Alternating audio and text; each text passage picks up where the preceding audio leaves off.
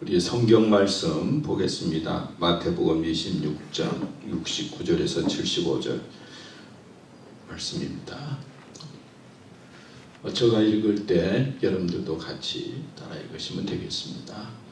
베드로가 바깥틀에 앉았더니 한 여종이 나와 이르되 너도 갈릴리 사람 예수와 함께 있었도다 하거늘 베드로가 모든 사람 앞에서 부인하여 이르되 나는 네가 무슨 말을 하는지 알지 못하겠노라 하며 안문까지 나아가니 다른 여종이 그를 보고 거기 있는 사람들에게 말하되 이 사람은 나사렛 예수와 함께 있었도다 하며 베드로가 맹세하고 또 부인하여 이르되 나는 그 사람을 알지 못하노라 하더라.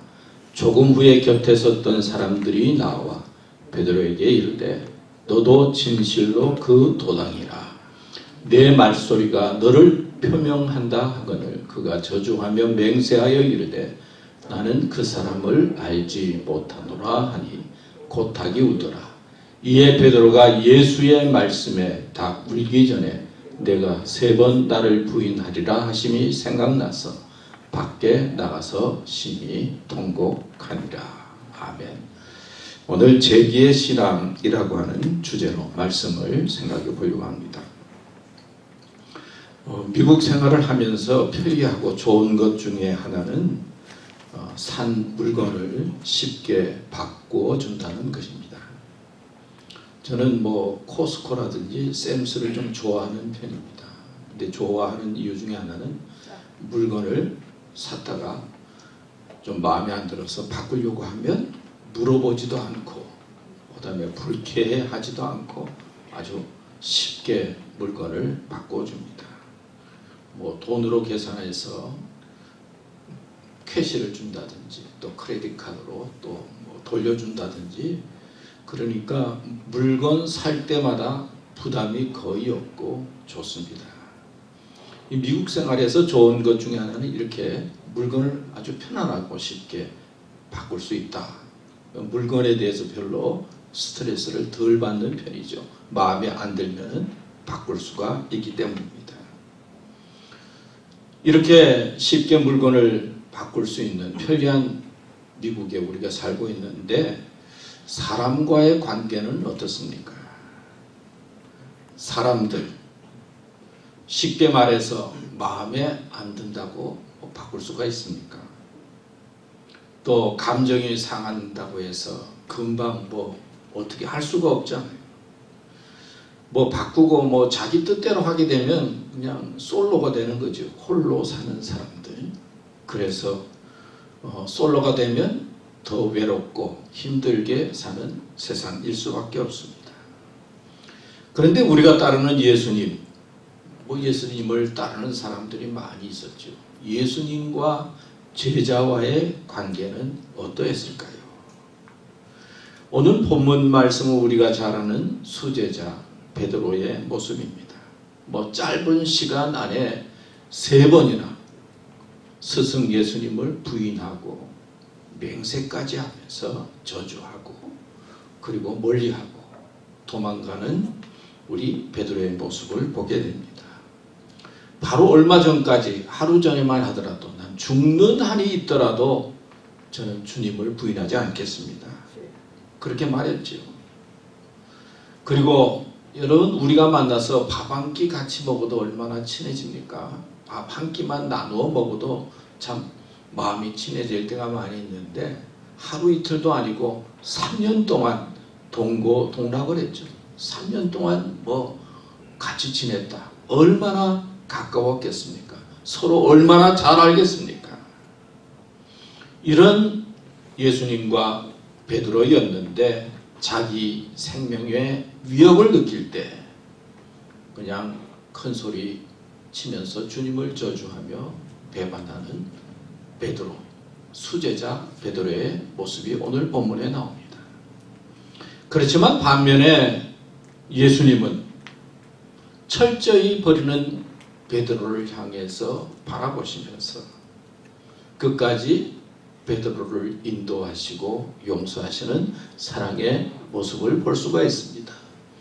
누가복음 22장 61절 62절 말씀에 보면 주께서 돌이켜 베드로를 보시니 베드로가 주의 말씀 곧 오늘 닭 울기 전에 내가 3번 나를 부인하리라 하심이 생각이 나서 밖에 나가서 심히 통곡하리라.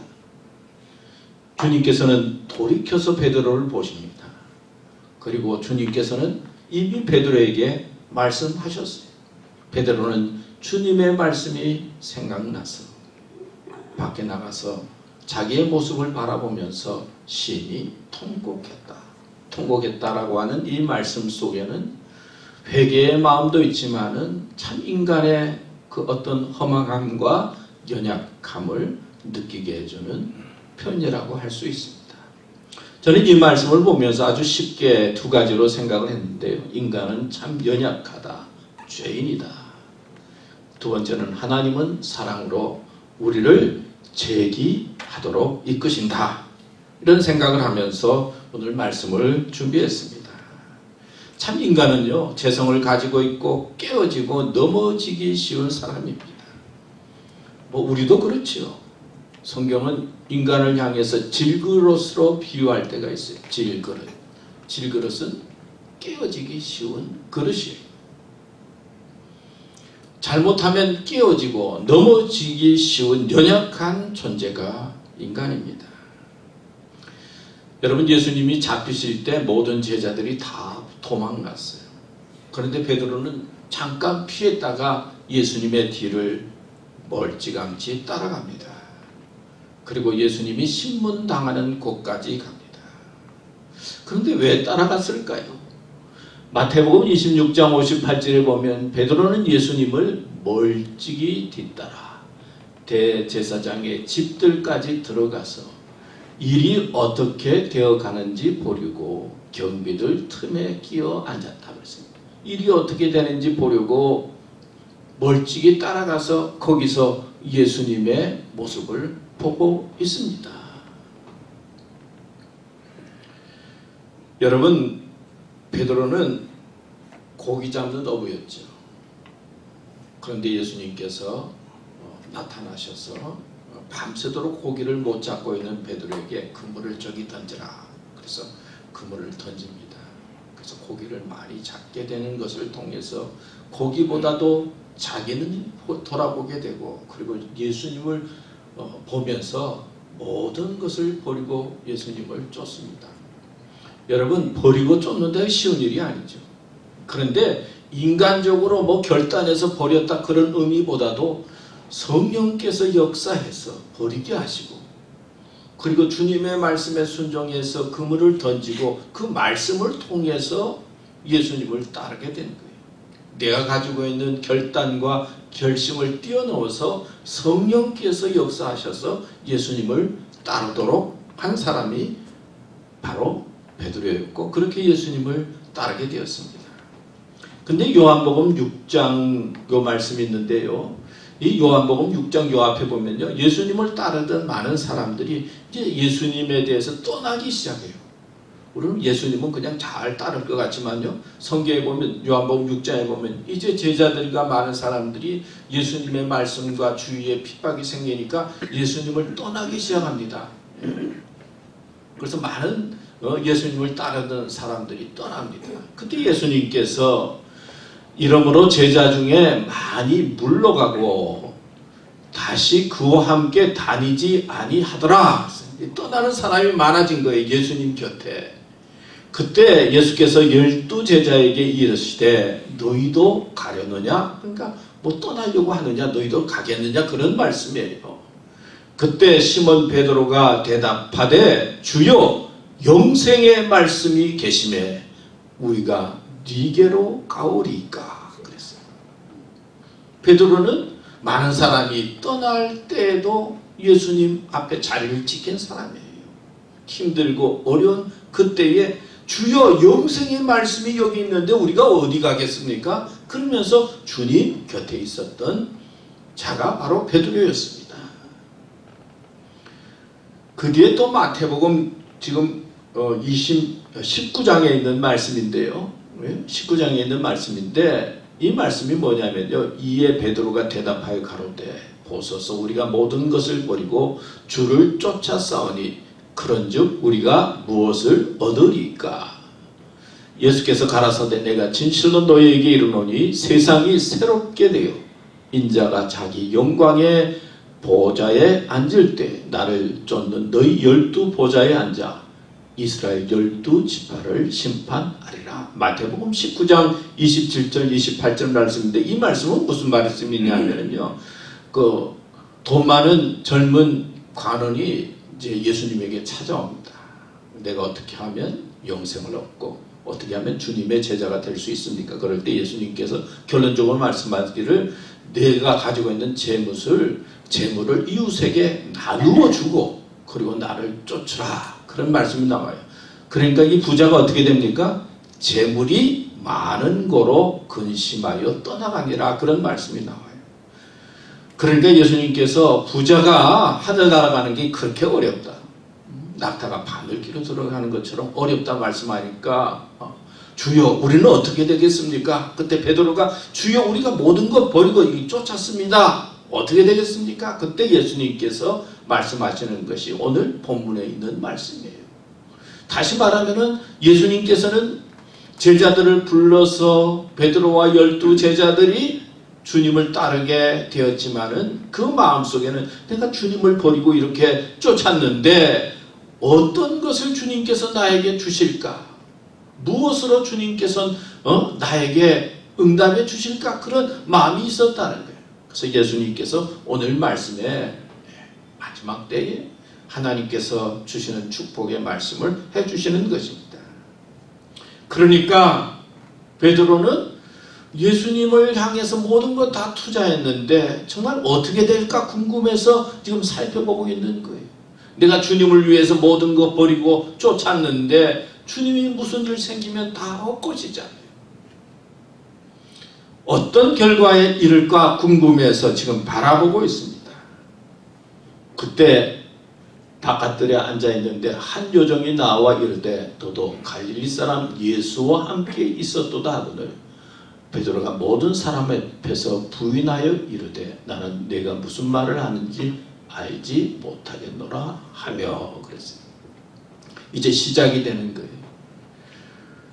쉬운 말로 표현하면 그렇게 3년 동안 따라다녔는데 여종의 말 한마디에 그냥 확 무너지는 거예요. 시험을 당하는 겁니다. 여러분, 사람이요 시험 당하려고 하면요 뭐 큰 것 때문에 당하는 거 아니에요.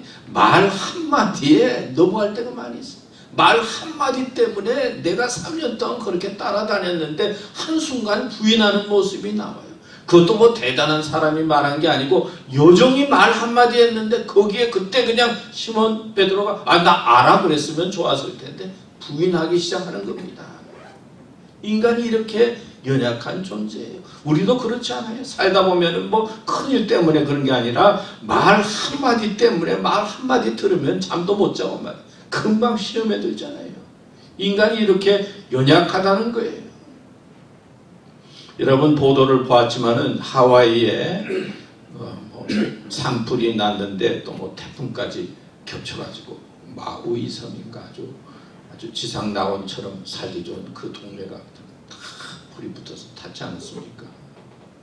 그래서 뭐 90여 명이 죽고 1000여 명이 실종됐다고 하는데 뭐 얼마나 더 많은 사람이 죽었는지 아직 잘 모르잖아요. 이제 수색하기 시작하고 아직까지 뭐 불길이 다 끈 것도 아니고 80% 껐다고 그러는데 살다 보면 우리 힘으로 감당할 수 없는 그런 자연재해들이 다 와요.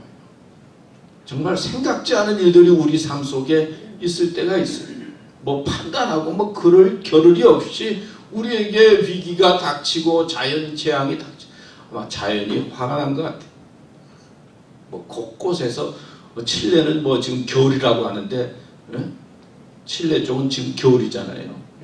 남미 칠레 쪽은 지금 겨울인데 거기는 또 온도가 너무 높아가지고 겨울인데도 그렇고 뭐 얼음이 녹고 있고 뭐 정말 보도를 자꾸만 듣게 되면 기후에 대한 보도를 듣게 되면 이제 끝날 때가 다 됐나 그런 생각이 들 정도로 지금 그렇게 갑자기 당하는 거는 뭐 어쩔 수가 없잖아요. 당하면 그때는 할렐루야 하면서 가야지 뭐 어떡합니까? 별 수가 없지. 그런데 우리에게 선택할 기회가 주어질 때가 있어요. 그런데 그렇게 열심히 따르고 주여 영생의 말씀이 여기 있는데 우리가 어디 가겠습니까? 죽을지언정 부인하지 않겠습니다. 그렇게 말했던 수제자 베드로가 여종 한마디의 말에 이렇게 꼬꾸라지는 거예요. 그런 거 생각하면 우리는 얼마나 연약한 존재입니까? 근데 한 번 넘어지면서 끝나는 게 아니라 또 옆에 있는 요정이 이야기하니까 이제는 저주하면 맹세하면 또 모른다고 그래요. 너도 같은 편이지. 세 번째, 응? 너 도당이지. 내가 봤다고 그러니까 저주하고 맹세하고 그리고 부인하면서 예수님을 부인하는 점점 죄의 단계가 깊어지는 것을 볼 수 있어요. 뭐 바늘 도둑이 뭐 무슨 도둑이 된다고요? 우리 잘 아는 속담이 있잖아요. 한 번 그렇게 빠지면은 그렇게 커지는 거예요. 죄의 길이 한 번 잘못 들면 그렇게 돼요. 한 번 마약을 먹게 되면은 보니까 보도해 보니까 완전히 좀비들이 거기 나오더라고요.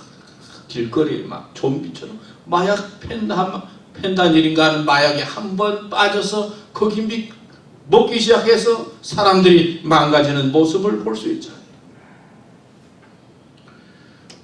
여러분 베드로의 이런 모습을 보면서 어떤 생각이 드십니까? 정말 어려울 때 힘이 되는 사람이 있잖아요. 어렵고 고통스러울 때 나를 도와주는 사람이 있고 어렵고 힘들 때 더 괴롭게 만든 사람이 있어요.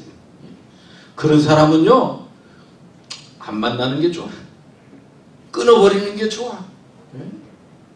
내가 힘들고 어려울 때 더 힘들게 만나는 사람은 좀 멀리하고 싶잖아요. 베드로의 모습이 바로 그런 모습 같아요. 베드로는 이렇게 어떻게 생각하면 배은망덕한 사람이에요. 인간적으로 생각해도 만나고 싶지 않은 그런 사람이라고 표현할 수가 있어요. 성경에 많은 인물이 나오는데 그 인물들의 특징이 무엇입니까? 참 연약하고 죄인이고 넘어지기 쉽다는 거예요. 아담과 하와, 최초의 인간 아담과 하와는 어떤 사람입니까? 아니 좋은 집도 있고 그 당시 좋은 음식도 있고 옷 걱정 안 해도 되고 하나님께서 지켜주시고 그러면은 고맙습니다. 감사합니다. 그러면서 살아야 될 아담과 하와인데 어떡합니까? 하나님의 명령을 어기고 하나님의 뜻을 어기고 선악과를 따먹고 죄를 짓습니다. 쫓겨납니다. 우리가 생각할 때 저 사람은요 뭐 먹는 것도 뭐 풍부하고 부자고 공부도 많이 하고 뭐 사회적으로 부족함이 없다. 그러면 언제나 감사하고 행복하게 살 것 같은데 사실은 그렇지가 않아요. 정말 감사하고 고마워해야 할 그런 환경에 있는 사람들도 언제나 불평하고 원망하고 그리고 죄에 넘어가는 모습을 볼 수가 있어요. 다윗은 하나님의 마음에 합한 사람이었잖아요. 하나님의 마음에 든다 얼마나 좋습니까? 그러나 어떤 사람이었어요? 아내가 분명히 있고 자녀들이 있음에도 불구하고 바세바라고 하는 여인을 취하기 위해서 바세바를 자기의 여인으로 친하고 충신 우리아 장군을 전쟁터에 보내서 죽이지 않습니까? 이렇게 파렴치한 인간이 어디 있어요? 오늘날 그런 것들이 오늘날 뭐 발견되고 발각된다면 어떻게 했어요? 얼마나 신문에 떠들고 난리가 나겠습니까? 그런 사람이 어디 있어요? 이미 아내가 있고 자녀가 있음에도 불구하고 또 다른 사람을 취하기 위해서 사람을 죽이는 일에 보냈다. 그러면 얼마나 참 그런 사람입니까? 하나님께서 인정한 노아라고 하는 사람은 정말 의인이라고 그랬어요. 그래서 노아가 하나님의 명령에 따라서 방주를 짓지 않습니까? 그리고 난 다음에 어떻게 합니까? 그냥 술 근하게 먹고 빨가먹고 자잖아요. 수치를 드러내잖아요. 그게 한 번뿐이겠어요. 성경에 한 번 나오지만은 자기를 컨트롤하지 못하는 모습을 보여주고 있잖아요. 그래서 셈, 한, 야벳 가운데 한 아들 함은 하나님의 심판을 받게 되는 나도 말씀도 나옵니다. 인간이 이렇게 부족해요. 믿음의 조상은 누구죠? 아브라함이라고 하죠. 믿음이라고 하는 것은 신뢰할 만하다는 그런 의미가 있잖아요. 신뢰하다. 근데 아브라함이 뭘 하죠? 거짓말을 해요. 성경에 거짓말, 아내를 속였다, 자기 기회에 아내를 속였다, 거짓말했다는 것은 믿지 못할 사람이라는 그런 의미를 가지고 있어요. 믿을 만한 사람이 아니다. 기회에 따라서 가장 가까운 사람을 향해서 거짓말을 하는 사람. 그럼에도 불구하고 하나님께서는 믿음의 조상으로 아브라함을 이끄셨던 것이지. 우리는 누가 뭐라고 해도 내 자신을 잘 압니다. 얼마나 연약한 존재인지 아는 것이 중요해요. 교만할 수가 없어요. 겸손해야 합니다. 여러분, 베드로는 생명의 위협 속에서 예수님을 부인했지만 우리는 평일을 아무렇지도 않게 살아가면서 자기의 조그만 욕심을 이루기 위해서 주님을 부인할 때가 얼마나 많이 있어요. 인도에서 영국을 통치할 때 이 코브라라고 하는 뱀이 막 창궐하게 됩니다. 뱀이 많아지게 되니까 그게 독사뱀이잖아요. 위험하니까 인명 피해를 줄이기 위해서 정부는 코브라 뱀을 잡아오는 자들에게 포상을 하기로 결정합니다. 그래서 이제 포상한다. 그러니까 코브라 뱀을 막 잡아서 이제 막 사람들이 와서 이제 상금을 주는 거예요. 그러니까 이제 뱀들이 좀 줄었다. 그렇게 잘 정책을 해서 뱀이 좀 줄었다고 했는데 어느 또 순간이 지나니까 뱀이 더 많아진 거예요. 왜 그랬어요?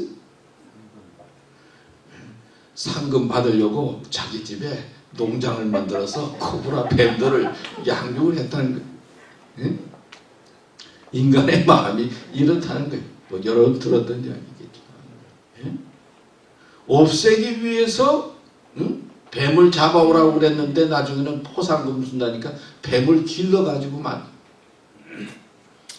그래서 이거를 문제 해결한다고 시작을 했는데 역효과가 나타나는 것을 코브라 효과다. 그런 말이 생겼다고 그래요. 여러분, 고린도 교회는 불화가 심했어요. 성경에 보면. 왜요?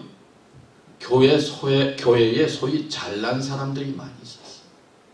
어떤 사람은 지혜가 있고 어떤 사람은 능력이 있고 어떤 사람은 은사가 있고 아주 뛰어난 사람이 있으니까 어떤 사람은 지혜 좋은 사람 따라가고 어떤 사람은 능력 있는 사람 따르고 어떤 사람은 은사를 따르고 그러니까 따르다 보니까 교회가 다 파벌이 생기는 겁니다. 바울이 이런 고린도 교회를 향해서 어떻게 했습니까? 지혜와 능력을 한꺼번에 잠재웠습니까? 그게 아니었어요. 바울은 오히려 자신의 약점을 자랑했어요. 고린도후서 12장 10절에 보면 그러므로 내가 그리스도를 위하여 약한 것들과 능력과 궁핍과 핍박과 곤란을 기뻐하노니 이는 내가 약할 그때에 어떻게 된다고요? 곧 강함이니라. 자기가 고난당하고 어려움당하고 약한 것 이런 것을 통해서 강해지고 이런 것들을 도리어 자랑했다는 것. 그러니까 교회는 우리의 능력을 자랑하는 것이 아니라 주님의 능력을 나타내는 곳이에요. 우리는 베드로의 모습을 보면서 얼마든지 우리가 넘어질 수 있다 하는 거 알아야 돼요. 주는 그리스도시요 살아계신 하나님의 아들입니다. 예수님으로부터 칭찬받았죠. 그 뒤에 어떻게 됩니까? 사탄아 물러가라는 주님의 음성을 또 듣게 돼요.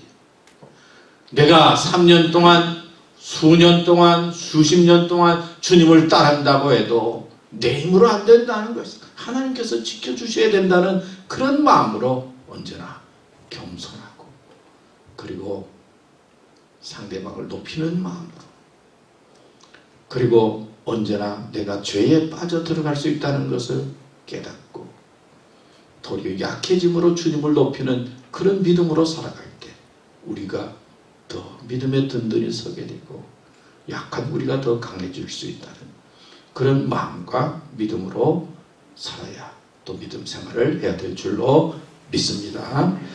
두 번째는 하나님은 사랑으로 우리를 죄짓게 하신다는 거예요. 오늘 마태복음 26장 75절에 보면 이에 베드로가 예수님의 말씀에 그랬어요. 예수님의 말씀에 그랬어요. 닭 물기 전에 내가 3번 나를 부인을 하리라 하시니 생각이 나서 주님의 말씀이 생각이 납니다. 그리고 밖에 나가서 심히 통곡하니라. 그러니까 베드로가 새로워지는 계기는요, 하나님 주님의 말씀이 생각이 난 거예요. 말씀이 마음속에 들려진 거예요. 그리고 나가서 심히 통곡했다. 기도의 마음과 그리고 애통의 마음을 표현하고 있는 것이죠. 인간의 부족한 마음으로 하나님 앞에 내어놓는 모습이죠. 여러분, 중요한 것은요, 하나님의 말씀이 내 마음속에 생각나는 거예요. 말씀이 오는 거예요. 그래서 로마서 10장 17절에 보면 그러므로 믿음은 들음에서 나며 들음은 그리스도의 말씀으로 말미암았느니라. 말씀으로 우리가 하나님 앞에 서는 거예요. 베드로의 모습을 통해서 우리가 알아야 될 것은요, 인간적으로 막 그래도 어느 순간에 시험이 오고 고난이 오면 한순간에 무너질 수밖에 없다는 거예요. 모든 것을 버리고 주님을 따랐는데 내가 따른 게 아니라 성령께서 따르도록 역사해 주셨다는 거예요. 그리고 주는 그리스도시요 살아계신 하나님의 아들이시오라고 할 때 이를 알게 한 것은 내가 아니요 하늘에 계신 하나님의 아버지다 그랬어요. 말씀을 통해서 우리가 믿음에 서야 된다는 거예요. 내가 가지고 있는 경험이나 지식이 아니라 하나님의 말씀에 의해서 우리가 믿음에 서야 우리의 믿음이 든든해질 수 있고 그리고 하나님의 이끌림을 받는 믿음이다 하는 것입니다. 자, 세 번째 가라사대 요한복음 21장 말씀인데요.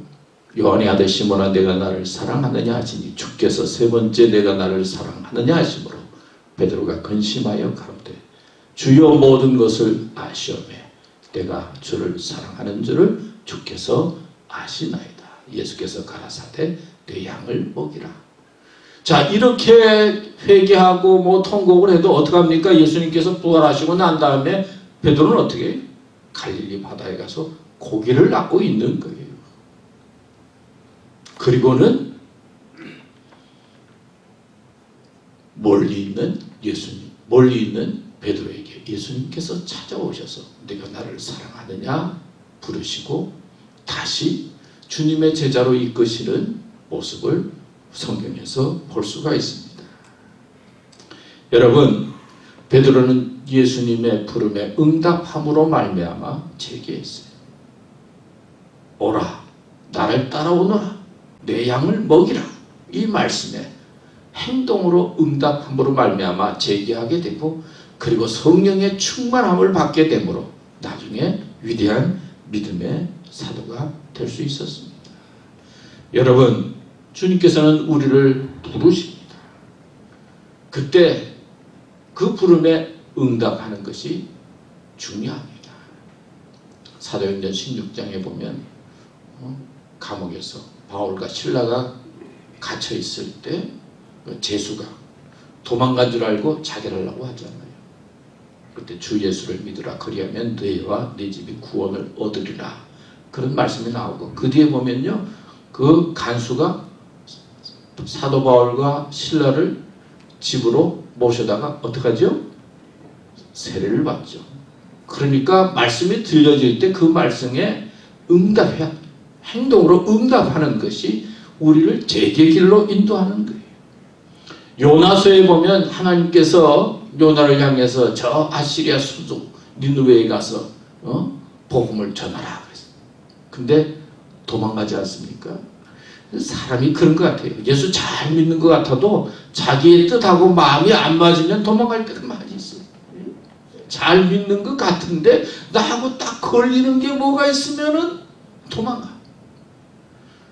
그런 요나를 하나님께서 물속에 빠뜨리고 기도하게 하고 그리고 하나님을 찾도록 해서 하나님께서 요나를 재기하게 하시고 하나님의 일을 감당케 한 것을 우리는 압니다. 사도행전 3장에도 안진뱅이를 향해서 은과 금은 내게 없거니와 주 예수의 이름으로 내가 내게 명하노니 일어나 걸어라. 주님의 말씀이 내 마음속에 들려질 때 내가 그 말씀을 통해서 회개하고 그 부름에 응답해서 일어날 때 내 삶이 재기하게 되고 새로운 사람이 되는 것입니다. 마지막으로 지난 주간에 우리 장영일 총장님을 만났는데 이제 한국에 다녀왔거든요. 그래서 이제 한국 갔다 온 이야기를 뭐 잠깐 했습니다. 하면서 하는 말이 한국에 가서 보니까 우리 미국보다도 한국 사람들이 더 잘 살더래요. 살고 있는 모습을 보니까 얼마나 다 잘 살고 있는지 참 뭐 인터넷도 발달하고 뭐 교통시설도 그렇고 먹는 것도 그렇고 참 잘 살더라 뭐 그런 표현의 말을 했어요. 그러면서 하는 말이 그러나 삶의 질은 미국보다 못하더라 그렇게 표현했어요. 무슨 말을 합니까? 하여튼 자기가 그렇게 뭐 신학교에 총장까지 하고 그랬는데 가서 지나가는데 젊은 애들이 뭐 길 비켜주지도 않을 뿐만 아니라 인사하는 친구들도 없대.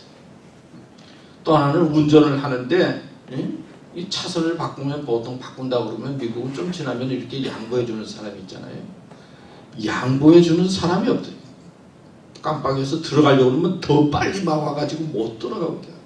양보하면 무슨 패배하는 것처럼 느끼는 것처럼 이 양보가 없더래.